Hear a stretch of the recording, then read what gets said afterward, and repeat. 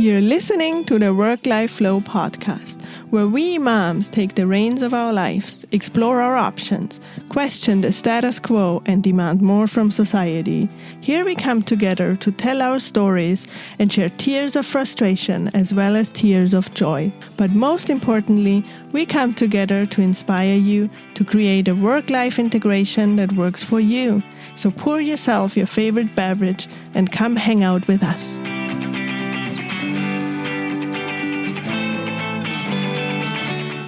Welcome to WorkLife Flow episode 22.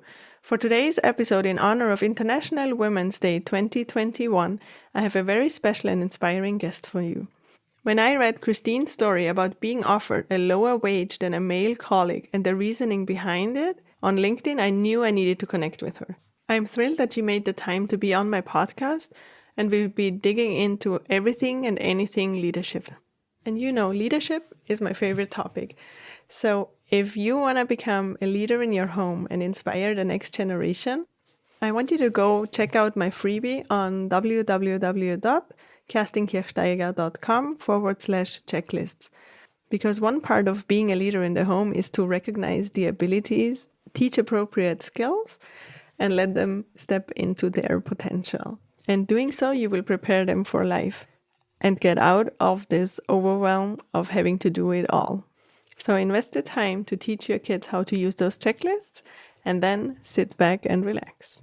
I don't want to hold you up much longer, so let's get started with episode 22. And today's guest, Kerstin Spadafor, is an experienced public and private company board director. She has also worked extensively in the C-suites with Fortune 500 companies. A graduate of Harvard Law School and Harvard School of Public Health, Mrs. Spadafor is CEO of Spadafor Clay Group, a Harvard Square management consulting firm. She's a former partner with the Boston Consulting Group and other leading global management consulting firms and public health consultant to the United Nations. Ms. Spadafor serves on the boards of directors at Boyd Gaming Corporation and at Kindred at Home. She's also on the board of 3 non-profit organizations. Kerstin is a regular commentator on BBC World Service, Business Matters, Global Broadcast and Podcast. She's a longtime lecturer on strategic leadership, a mentor, advocate, and thought leader on women's issues. Mrs. Spadafor is a frequent speaker at forums such as Harvard Medical School's International Women in Leadership conferences and numerous other seminars and professional events. Mrs. Spadafor has been awarded 2 Doctor of Human Letters degrees received in recognition of her professional accomplishments and service to vulnerable and at-risk populations. She is a wealth of knowledge and has a ton of experience in anything and everything leadership. I am so excited that she took the time to be on my podcast today. So join me in welcoming Kerstin Spadafor. Hi, Kerstin. Thanks for coming on today. It's my pleasure. Thank you for having me. I'm really happy to be talking to you today because, like I said, it's a huge topic on my podcast that so many women leave the workforce because they just can't see how to make it work. And you're a leader, you're a C-suite leader, so we are really, really excited to see your point of view or hear your point of view on the podcast today. And as usual, I would like for you to start out by introducing yourself a little bit and your career path. I'm Kerstin Spadafor, and I think the best sum of my career path is that I've taken the longest distance between 2 points. And it's been a great adventure. In a very short summary, I actually started my career as an ICU nurse at the University of Pittsburgh Medical Center. So when I see what's going on with COVID, it breaks my heart to see what my colleagues have been going through, really working on the front lines of this pandemic. So starting as an ICU nurse, I got a business degree, I got a master's in physiology from Harvard School of Public Health, a law degree from Harvard, and ended up in management consulting. And so now I've made my way all the way to the boardroom. And as you said, it was a long way and a windy road. Were there any key moments that defined where you were going, or was it like one thing led to the next? One key moment was when I was in graduate school at the School of Public Health. I did half of my master's degree at MIT, the Massachusetts Institute of Technology, and my mentor was a professor at MIT. And he and I had published a law review article together. I hadn't even gone to law school yet. He and I also published a book together that was published by Johns Hopkins. I was focused on going to medical school. And I asked him for a letter of recommendation because we'd been co-authors. I'd been in his class and done well. And he said no. And I was stunned in the moment and asked him why he wouldn't do that since he knew my work so well. His advice was, I don't think you should go to medical school. I think you should go to law school. And the reason I think you should go to law school is because I'd worked on health policy in Washington, D.C. prior to all of this. And he knew my work from there. And he said, I know you want to be effective with your medicine. And if you go to law school and do certain legislative work, you'll help many, many more people than if you see patients, 5 patients an hour for however many years you choose to practice. And he also said something that was really prescient. He said, at some point, the health insurance companies will make you see 5 or 6 patients an hour, and you will basically be practicing medicine based on how they're going to pay you. And I don't think that's the kind of medicine you want to practice. So he took out his wallet after I said, look, I've applied to medical school. I can't apply to law school. I've spent all my disposable income applying to medical school. I basically have no money left. He took out his wallet and pulled all the cash out and pushed it across his desk to me. And he said, you apply to Harvard Law School. If you don't get in, you're not out anything. If you do get in, it's the best money you ever spent in your life. So I took the cash and shoved it in my jeans and scurried to get the law school application. I hand carried it to the admissions office on the last day, 2 hours before the admissions closed. And there we are. So I ended up going to law school instead of medical school. And I think that that goes to so many things. It goes to someone seeing your skill set perhaps better than you do. It goes to having a sponsor and a mentor who is supporting you and will give you advice about things you'd never thought of. I never thought of law school. I don't come from a family of lawyers. I'm a second generation immigrant. So he really opened my eyes to things that I didn't think about as even being possible or even on the radar. So having the male ally, being open to opportunities that you don't even know exist, and taking the risk. What's the worst thing that could have happened? I would have been turned down.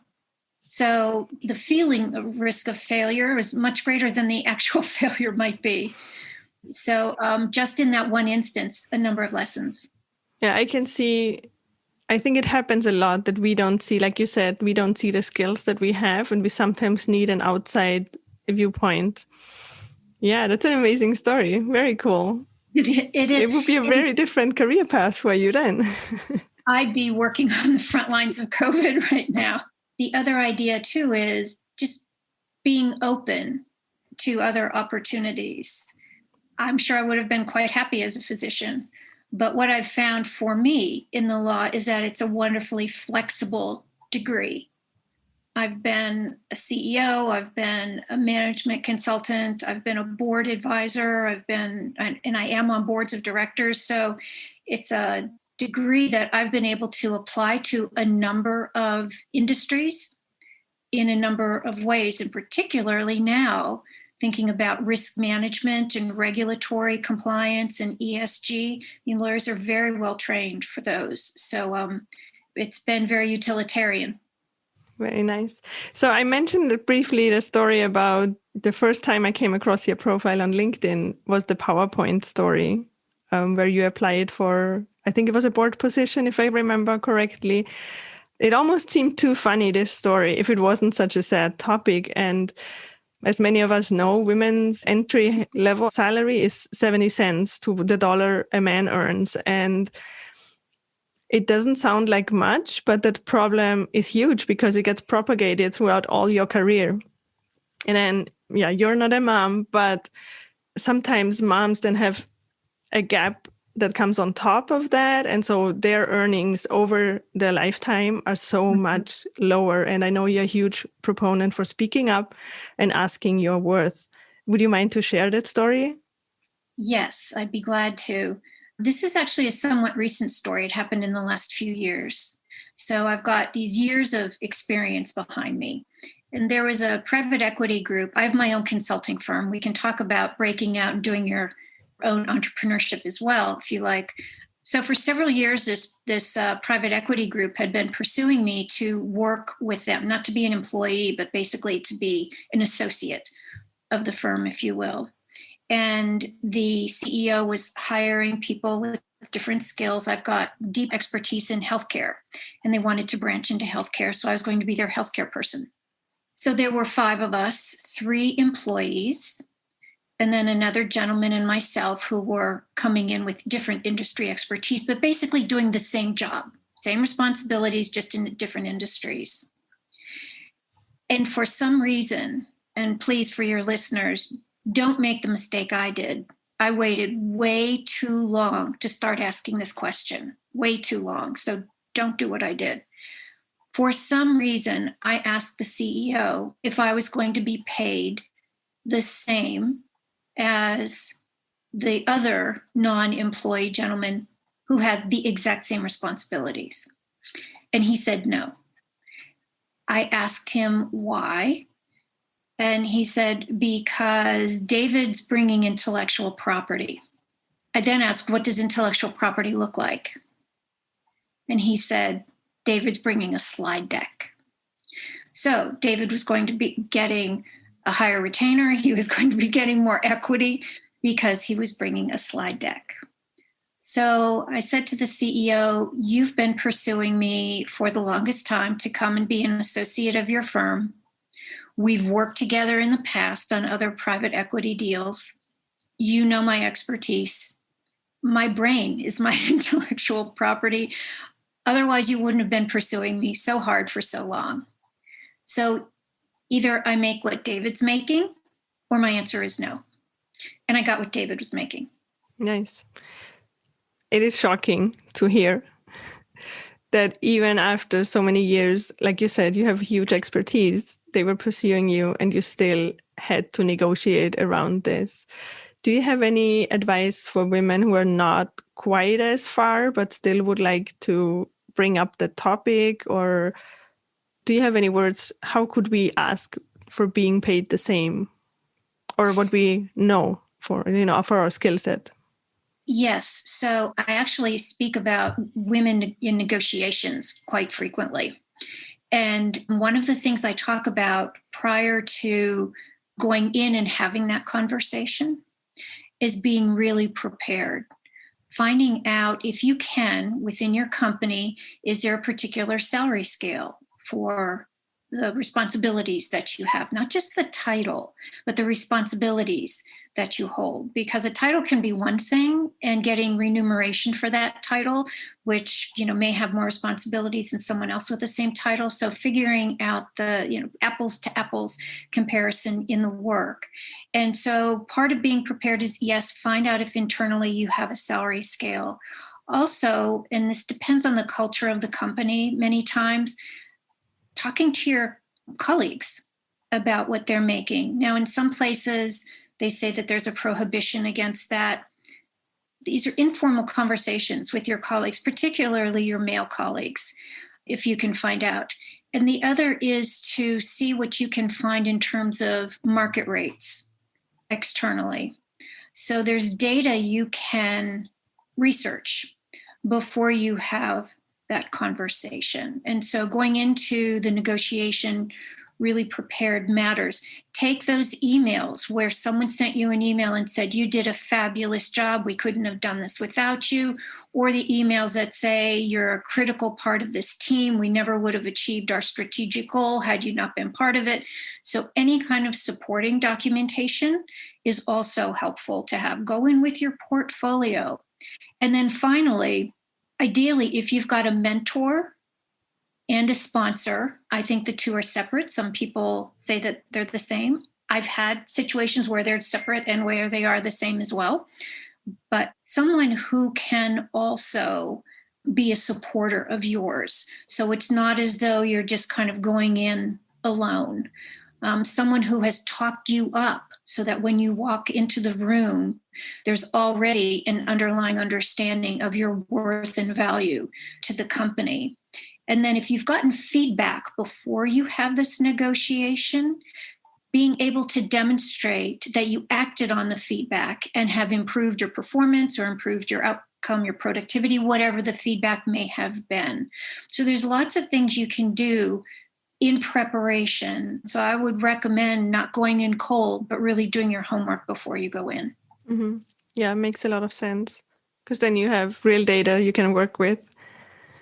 I wanted to talk about being the only woman on the board, because I think you have had quite a few situations where that was the case. And I remember in most of the leadership training that I received, or professional development training, when we were talking about, so I was volunteering for the Association for Women in Science, San Diego.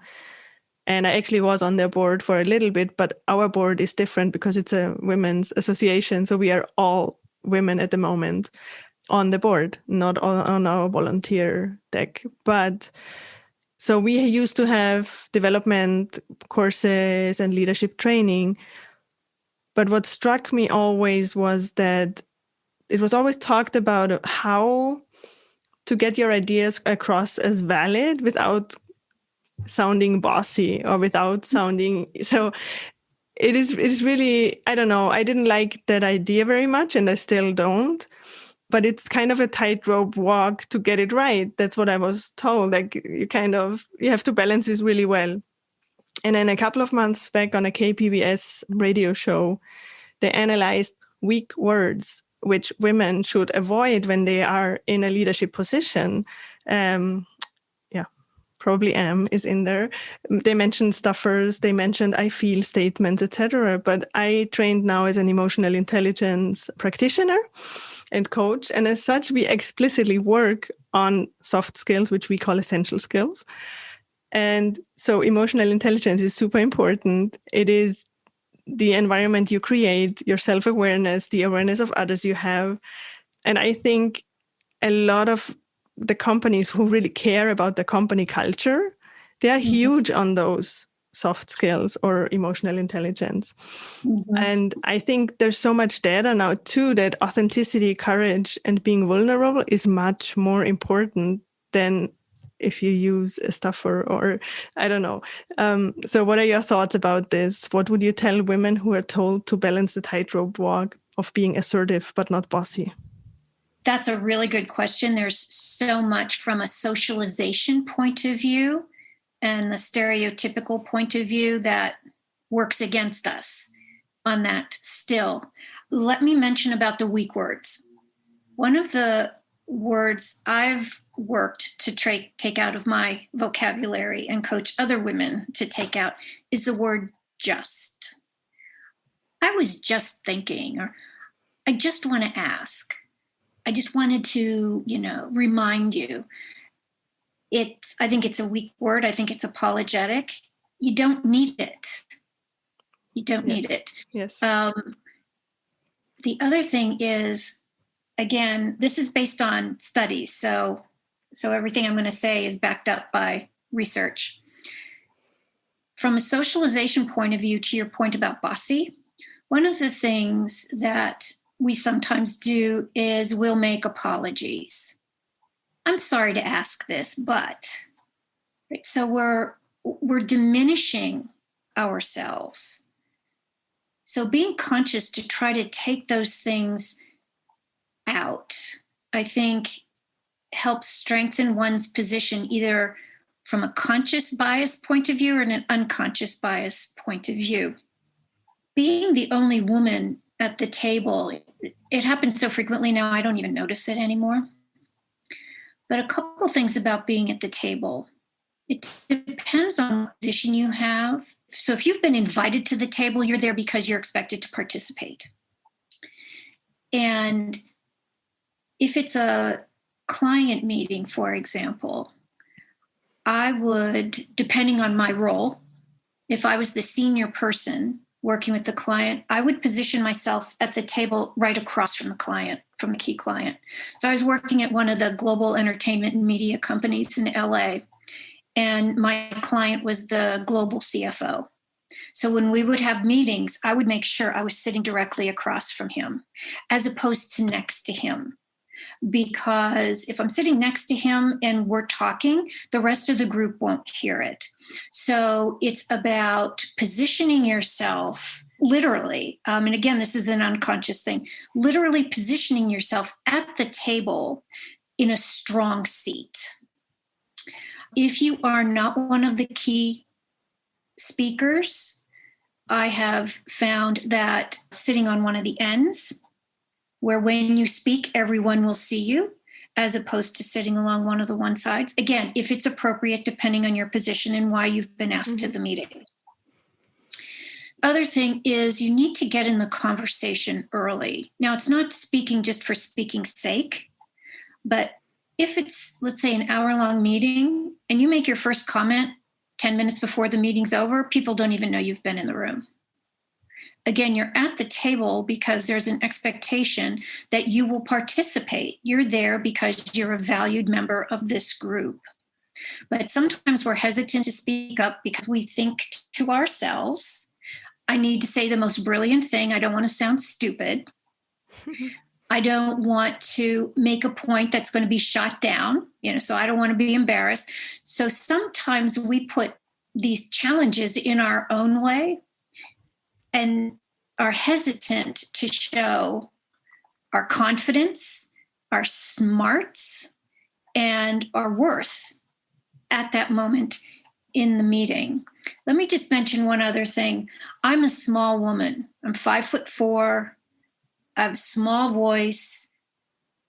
I weigh just a little over 100 pounds. I don't take up a lot of space. So in these meetings, I'm conscious about holding space that's bigger than I am because I'm in a room with a lot of 6-foot guys. Yeah. So how do I make my presence known? And again, this is an unconscious thing for many people, but how do I make my presence known so that I'm a marker in the room just as much as they are? One of the ways I do that is how I enter the room. I was trained on this. I probably walked in and out of a room being videotaped, and I hated being videotaped probably 50 times.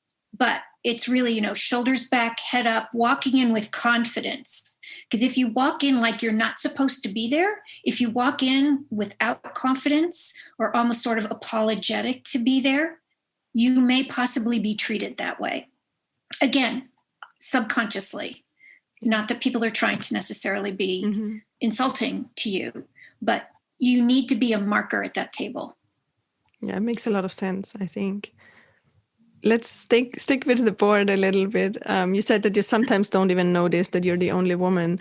But right now, a new law passed that the publicly traded companies, they have to have a diverse board of directors. It's a huge step towards diversity and inclusion becoming a reality. But what are your thoughts on quota or to have a certain number of women in the board of directors and minorities? How do you handle pushback or worse, negative talk about why a person was invited to a board due to a quota? First of all, there are armies of women and people of color who are qualified to sit on boards. And yes, there is a big diversity push. About quotas, I'm of two minds. One is, I think it's too bad that quotas need to even be imposed, that companies that do not have diverse boards are failing to see the benefit of having diversity of thought, diversity of gender, diversity of ethnicity, because there's a lot of studies that show, and this is hard to quantify, so I know some people push back on this, but boards that have women on them typically are more profitable. And I know there's a lot of pushback on that. So it's disappointing that some companies don't see the value in basically seeing the value of these people, but also just basically doing the right thing. So that's one side. The flip side on the quotas, again, armies of qualified people. I think it's unfortunate that they need to set numbers Because one byproduct of that might be, and a woman actually told me about this the other day, is you're there just because you're the woman, or you're there because you're the person of color. Translation, you're here because you're a token, and you're here because we sort of had to put you here. Mm-hmm. So the quota might also cause those members who are selected under that process to be viewed as less than, that they're basically there because the board needed to check a box. So those are my, mm-hmm. There's a real dichotomy for me on that. Now, an interesting thing that is getting lots of attention, way overdue in my opinion, for boards is ESG, environmental, social, and governance. It's now turning into a global movement and a global expectation. By that, I mean investors, consumers, employees, vendors, communities of companies have an expectation that the board will be diverse in a number of ways. And so because there's potentially financial implications now of not having a diverse board, that may now spur some boards to have more diversity. I think it's unfortunate if the driver for that has been financial only, because boards will now be, by some institutional investors, evaluated on the diversity of their boards. And if the investors think the board's not diverse enough, the investors may not give as much money to the company. So there may now be some financial implications of lack of diversity on boards.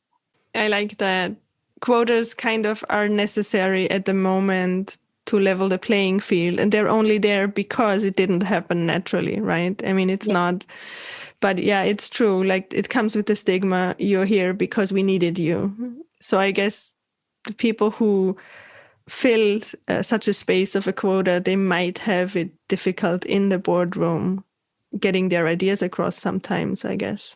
Yes, and it goes back to, if you're in the boardroom, you're there now because you deserve to be there, although they may have given you the message that you're a token.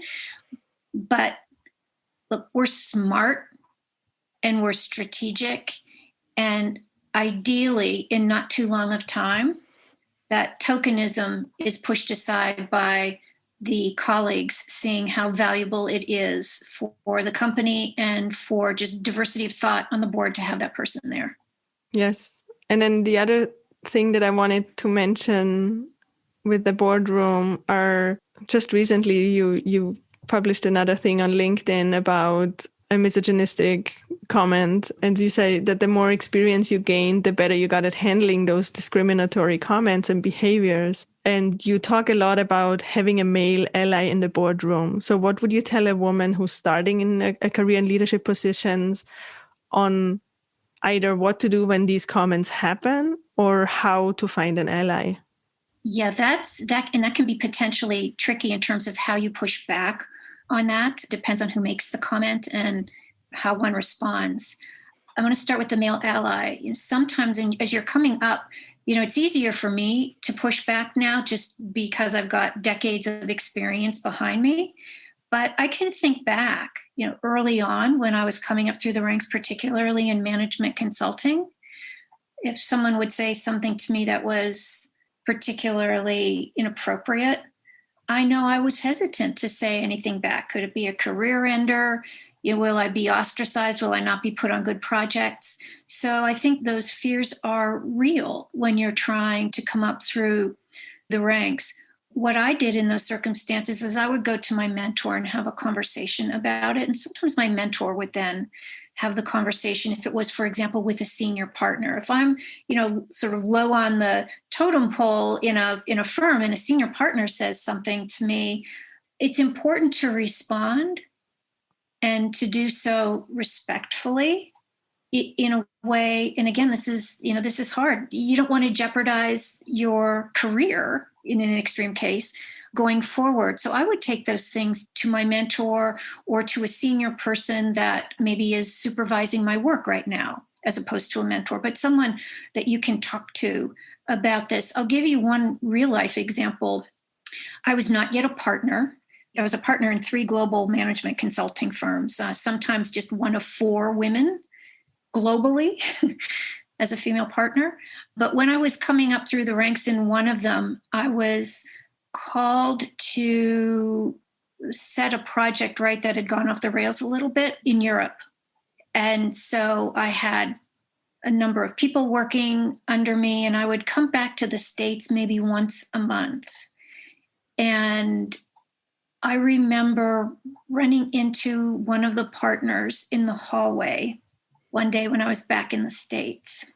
And he said to me, now remember, this is global strategy consulting firms. He says to me, you don't have a strategic bone in your body. Now, again, that's a problem if you're in a strategy consulting firm. I don't remember what I said back to him, but again, certainly nothing inflammatory. I'm sure I said something, but I have no recollection what it was. But here's what I did. I knew what I was doing on this project was valuable to the client and to the firm. I took his comment and used it as rocket fuel. And I thought, I'm just going to prove you wrong. So I had a choice. I could shirk down and say, oh my gosh, I'm just really not cut out for this. But I knew I was. Or I could say, I'm just going to show you how wrong you are. And that's what I did. And I made partner in 3 years. Amazing. Yeah, it's true. I mean, I guess it is true. You could take both ways. You could shrink and say, start questioning yourself and your capabilities, right? Oh, I love that you took it the other direction. That's very nice. It's a good story for us. So you mentioned mentors. How do you find mentors, or is it something you always were looking for? Did you kind of reach out to people, or was it more like organic that they grew to be your mentors? Yeah, in my experience, my mentorships were really much more organic. They were, in some cases, my supervisor, in some cases, people I might have worked on a project with previously, and we had stayed in relationship. So it wasn't anything formal, like I want you to be my mentor. So I was very, very fortunate in that respect. Some companies have structured mentorship programs. I read an interesting study not too long ago that reported that only about 16% of those mentorship programs are successful. So what does that mean?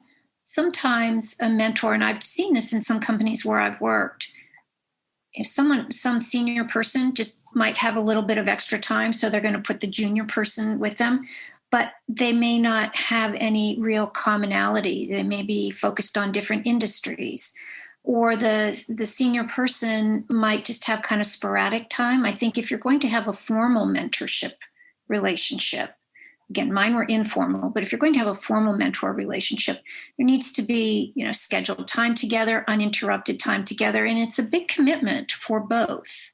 Mm-hmm. So the senior person needs to sign on for it as a real program, as a real initiative they're going to do. And the mentee also needs to be respectful of the mentor's time and go in with an agenda, maybe even sent in advance, but certainly a list of topics that they want to discuss so that that time together can be as productive as possible.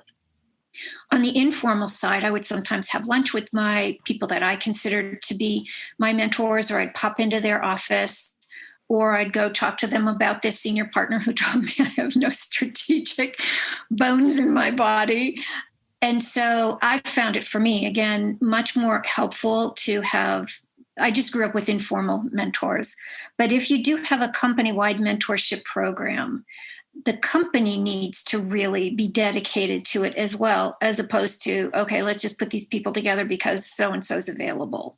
So just be a little careful if you've got one in your company to make sure that it's actually working for you. Yeah, I've heard of those. When I was at UCSD, as at UC San Diego, they were trying to build up those mentorship programs I was a postdoc back then. And it was really difficult to find a mentor because, like you said, it's a time commitment and it's contractual, really. So if you want to find a mentor, take it seriously and show up.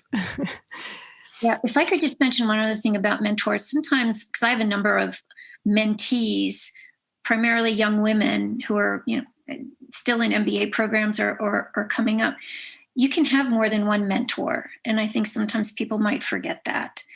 Identifying those gaps where you want to learn and fill those leadership gaps. Maybe one person is great for one of those areas and another person is great for another one of those areas, so you can have more than one mentor. One of the things I hear from a number of my female mentees is that in many of their organizations, there are not many senior women at the top. So there's not a lot of role models. So finding a female mentor inside the company, sometimes they've been telling me, can be a challenge. So mentors can be outside of your organization as well. They can be both men and women. And so your mentor is someone who's going to give you feedback and help accelerate your professional development and have real conversations with you. So you need to be open to taking that hard feedback too. It's really the only way you're going to grow. Not to say we like hearing it, but it's helpful to us. So multiple mentors, men and women inside the organization, outside the organization. Yes, no, absolutely. I think, and feedback is really valuable for different reasons. Like we already talked about, sometimes other people recognize skills, but sometimes they also recognize our gaps, right? And so we have to take that in and start growing where we lack. Absolutely. I loved everything you said so far. I think it's really exciting to have your point of view on the podcast. As you know, my audience is mainly moms who would like to find a way to advance their careers, but also enjoy their family time. And as I mentioned, you're not a mom, but the promise of my podcast is that everybody has a story to share and that we can learn from each other. And so, yeah, I thought you would be the best guest I could find so far for leadership and corporate culture. And also, I would like my listeners to consider that it's not always being a mom, like even not being a mom, you don't live in isolation, right? You have family relations that need time and nurturing. So with the idea of diversity, I want to open it up to other guests. I had men on the show, for example, because I think we need to look at this from different points of view and get more information and see how we can better our systems and better our corporate culture. Also, what we can do about work-life integration. And so my podcast is called Work-Life Flow. So my last question to you is, what does work-life integration mean for you? And have you found a balance that works? Or could you share some key steps that you took to gain a satisfying work-life integration? Thank you for thinking that I've actually figured out the work-life integration. It's an ongoing work in progress. Like many of the listeners, I work a lot. As you mentioned, I don't have children, but I was CEO of a nonprofit for abused, abandoned, and homeless kids. So I love to say that during my tenure there, I had 2,000 children. And I learned so much from them. I want to answer your question, but let me go back to an experience that I had when I was coming up through the ranks. So this is early on in my career. Many of my friends were having children, and a weekend project came up. And so there were a group of us in the room, and one of the male leads to get the work done was basically going around saying, who can be here Saturday morning? So there's lots of, I take my kids to soccer. And so, of course, completely respect that. And he said out loud, well, Christine, you don't have kids, so why don't you do this? And I said to him, just because I don't have children doesn't mean I don't have a life. So I think it's a challenge, it's particularly challenging for women with children. I'm seeing it with my friends during the pandemic. A number of my friends have left their positions to stay home and Zoom classes with their kids. So I still have to remind myself about work-life balance. And I'm not very good at it a lot of the times. I should be outside walking around more. Mm-hmm. I'm trying to be more disciplined about doing reading for enjoyment. I love to read. I love to cook. But sometimes I just forget, like, oh gosh, it's 6 o'clock or 7 o'clock and I need to eat. So I'm working on it, and I can't fully identify with the moms, but I can identify with the struggle of trying to find work-life balance. I've been trying to support a number of my elderly friends during COVID. I'm getting them to hospital visits, getting them to vaccine visits, getting them actually yesterday to a doctor visit. It's easy for me to do that because it's giving to other people, right? We're such givers, and we're so kind to so many people, and we're there when our friends or our family need something. But when it comes to thinking about taking care of ourselves, which is, I think, a big part of work-life balance, we usually put ourselves last. So it's just thank you for the question, because it's always a good reminder. Even if you're a mom, and one of my good friends is a mom, and she's got 3 little ones, and she's a physician, and she's just frazzled all the time between working the front lines and taking care of her kids. And so I'm just encouraging her, like, just take a bath. So sometimes we need to help each other and support each other and remind each other that we need to do some self-care and not always just care for others. And what I heard you say, also boundaries, like having those boundaries of what do I do for work, and when do I take care of myself, and what do I let happen to myself? Yes. Because those are choices, right? But it is true. I think, I don't know if it's again socialization or our nature, our nature that we are so caring. But I think, women struggle a lot with these boundaries of, hey, I have to take care of myself before I can take care of others. Right. We need to be well for others. So it's just a good reminder. And again, I think we do need to support each other in this, because to your point about boundaries, and it just sometimes doesn't hit our consciousness that we need to do something for us because we're nurturers. That's what we do. And, thank goodness for that, because it makes the world a kinder place. We need as much kindness right now as we can get, but we also need to be kind to ourselves. That's beautiful. Let's leave it there. Let's be kind to ourselves. Let's make that a promise. Well, thank you so much for coming on. I think it was really, really super valuable for my listeners to get your insights. So thanks again for taking the time to talk with me. And if the listeners, if there are some that would like to connect with you, would you like to share where they can find you? Sure. They can find me on LinkedIn, is probably the easiest place. I also have a website, but a new website's going up in a couple of weeks. So people can reach me through KerstinSpadafor.com, because that's up now, but a new one will be up in a couple of weeks. But LinkedIn typically is the easiest way to find me. And I'd be delighted to connect with your listeners. Thank you so much. Well, thank you for having me. What a delight. And to all the moms out there, thank you for doing such incredible hard work every single day, making lives better for your kids and your family. And you're the bedrock of our society. And we're so grateful for everything that you're doing, and particularly how you're showing such strength and steadiness during these very difficult times. So being a mom's the hardest job in the world. And so kudos to all of you, and thank you for everything you're doing to make the world a kinder place. Thank you so much, Christine. Thank you. Thanks for listening to today's episode of Work-Life Flow. As always, you can find all links and websites mentioned in the show notes. Make sure to get your copy of the 4 must-have checklists for kids, so you can sit back and relax while they are getting ready on their own at KerstinKirchsteiger.com. That is www.KerstinKirchsteiger.com. And remember, keep being brave and share your story.